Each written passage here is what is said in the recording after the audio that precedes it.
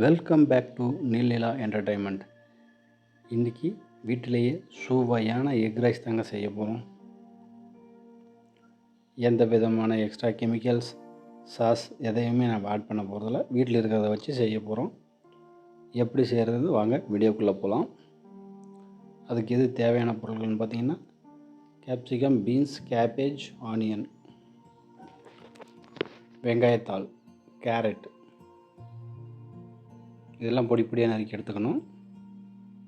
வானலில் 4 ஸ்பூன் எண்ணெய், பொடி பொடியாக நீளவாக்கில் நறுக்கின வெங்காயத்தை போட்டு வதக்கி எடுத்துக்குவோம். வெங்காயம் ஓரளவுக்கு வதங்கினோடனே உப்பு ஒரு ஸ்பூன் சேர்த்திக்குவோம். உப்பு போட்டு நல்லா கிளறி விடுவோம். இஞ்சி பூண்டு பேஸ்ட் 1 ஸ்பூனு, நல்லா கலக்கணும். அது ரெண்டும் மிக்ஸ் ஆகணும். இஞ்சி பூண்டு பேஸ்ட், உப்பு, 4 முட்டை எடுத்துக்குவோம். அதை ஒரு பவுலில் உடைச்சி ஊற்றிக்குவோம்.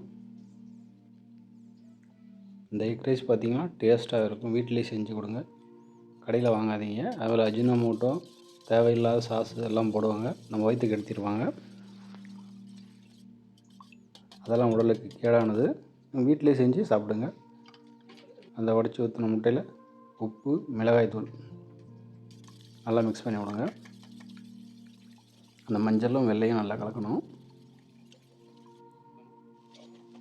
வானலில் வெங்காயம் வதங்கிடுச்சு, இஞ்சி பூண்டு வதங்கியாச்சு. 2 தக்காளி பேஸ்ட் பண்ணி அரைச்சிக்குவோம். அதையும் மிக்ஸ் பண்ணிவிடுவோம். மஞ்சள் தூள் ஒரு 1/2 டேபிள் ஸ்பூன் போட்டுக்குவோம். கூட மிளகாய் தூள் 1 டேபிள் ஸ்பூன். காரம் உங்களுக்கு தேவையான அளவு சேர்த்திக்கோங்க.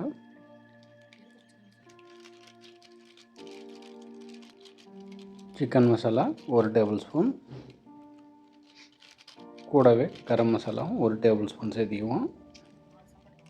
இதுதாங்க இதுக்கு டேஸ்ட் கொடுக்கக்கூடியது எக் ரைஸ்க்கு. மற்ற எல்லா பொருளுமே சேரும்போது நல்ல டேஸ்ட்டு ஃப்ளேவர் கொடுக்கும்.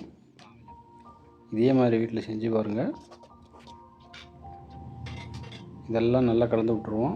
இப்போ ஒரு ஃப்ரையிங் பேனில் அந்த மிக்ஸ் பண்ணி வச்சுருக்கிற முட்டையை ஊற்றுவோம்.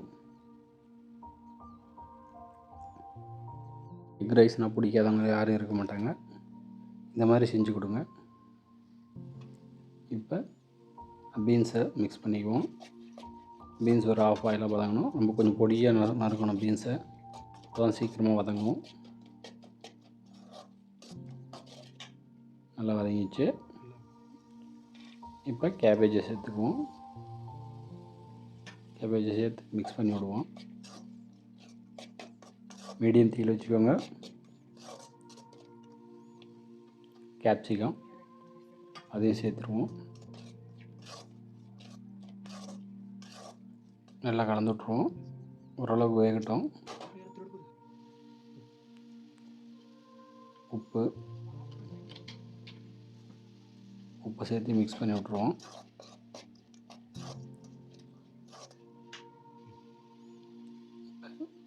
கேரட்டை சேர்த்துக்குவோம்.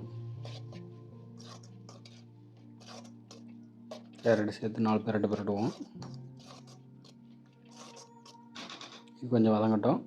இப்போ இந்த இதை முட்டை ஆம்லேட் மாதிரி போட்டுறத திருப்பி போட்டுக்குவோம். 2 பக்கமும் போட்டு வேக வச்சுக்குவோம். இதை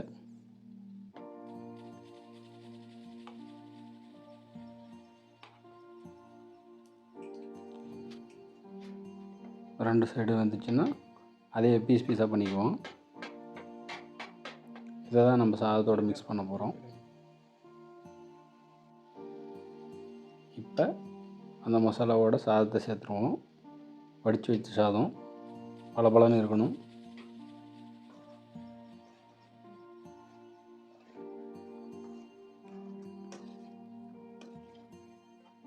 இப்போ அந்த முட்டையை சேர்த்துக்குவோம்.